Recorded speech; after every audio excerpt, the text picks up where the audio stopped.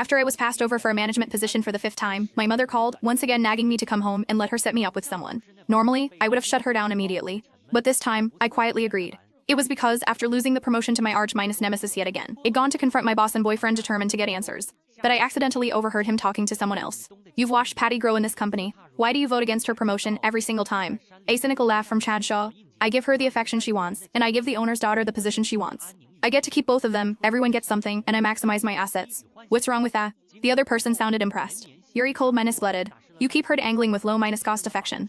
Aren't you afraid she'll just get fed up and leave?" Chad's voice was casual, confident. "It's been a few years in bed, that's all. It was mutual. If she leaves, it's no real loss." He paused. "Besides, last month Shess the one who suggested we stop using protection. I don't think Shess ready to let go just yet." He had ripped away the last shred of my dignity with his own hands. Along with the 5 years of what I had carefully nurtured, what I had foolishly believed was love. I tore the appeal form in my hands to shreds and bought a ticket for the next train home. A position and a love that 7 years of my life cowled in turn. I was done with them. Amber White snatched the torn pieces of paper from my hand. "An appeal form? You're going to appeal again?" she sneered, flicking the scraps of paper at my face. "Patty, you need to learn your place. Failing once or twice might be bad luck. But 5 times? Do you still think it's just luck? You're out of your league. Appealing a dozen times won't change that."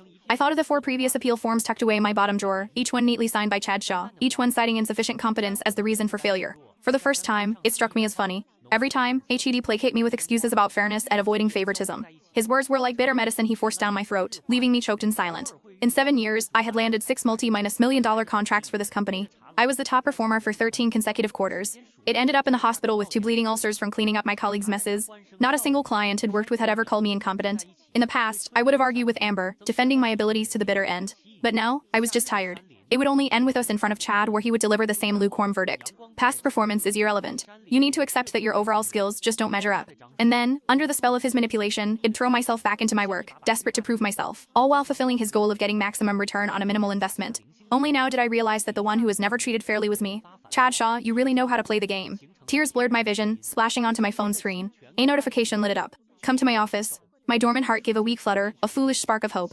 But as I reached the door, I heard Amber sobbing from inside. "All right, stop crying. I told you, you deserve this.